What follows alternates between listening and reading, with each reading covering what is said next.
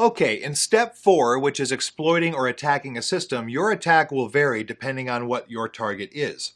So let's say we have identified an Active Directory server to attack. That would definitely not be easy because Active Directory uses a security mechanism to encrypt the database. The hardening of a system is based on the knowledge of the IT administrator. So, let's say an Active Directory system is definitely using LDAP as a communication protocol. If our IT administrator has forgotten to secure the LDAP communication, well, it's going to be a pretty easy job for a hacker or a penetration tester to attack that system. But if the administrator has done his job completely, it's going to be a harder mission. So let's use something other than Active Directory. All right, so if we have defined a regular Windows computer belonging to any user as our attack target, we can then use different systems or techniques to actually attack that target. So let's check out what we have in the Kali Linux applications. We can start with the first attractive thing here, and that's password attack. We have many tools to use to attack a Windows machine. Of course, other machines are vulnerable to password attacks. We have all the tools necessary to perform offline or online attacks. GPU tools are faster and can give us faster results, but we'll need a bigger GPU on our system. So now, pretending that we have access to the network, we can start using sniffing and spoofing. Now, once you're on a network, sniffing and spoofing are very good attacks to perform. They give you great results. They can give you an enormous amount of data to work with to use for planning for your next attack, or maybe even your attack stops here. Now, actually stealing some amounts of data depends on what your plan in your penetration testing is.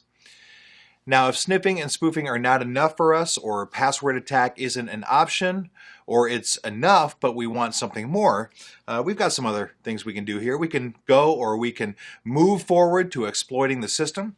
Now, check out exploitation tools. We have two giants in the exploitation. One of them is Metasploit. The other one isn't here, but it's called Core Impact. Core Impact is not released as a free tool or even a demo tool. It can only be purchased, and to be honest, it's very expensive. Metasploit has a free version that has already been installed in this distribution, so we can use it. We can plug this on Metasploit and see most of its capabilities right here. But of course, in the paid or commercial version, we will have more features to use Metasploit.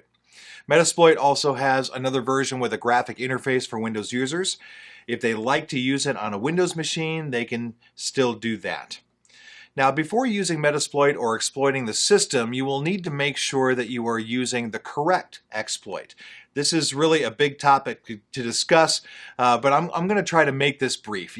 Basically, you're going to need to do some vulnerability analysis using the tools available here, or using a specific tool or the tool that you like. So maybe it's not here. So you will need to do some vulnerability assessment on your target system.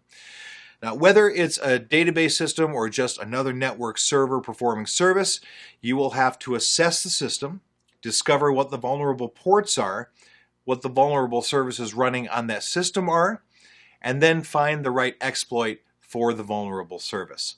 Then at that point, try to attack that service. So everything comes in order.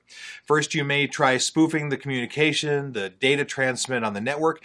You may try to attack passwords to gain control of the system, or you may even try to find vulnerability for a particular system and then use an exploit to attack that vulnerability and maintain your access there. Now, with the exploitation, the system, and gaining access, the penetration test is complete. The only difference is that if an attacker is trying to exploit or hack a system, he still has another step to do, which is covering tracks or covering traces. Now, as a rule, hackers really don't want anyone to know that they were on your system or network, so they will try to cover every trace that will show that they were there doing this or that. So the final step in the hacking methodology is covering your tracks. The final step in penetration testing is when you exploit a system. You don't really need to delete the logs to cover your tracks because your client knows that you are trying to exploit or attack his system. He only cares about exploiting his system. So now, if your client definitely wants you to cover your attack to check out if he is vulnerable to these things, then he cannot really trace a hacker back, and that would be another step for you to perform.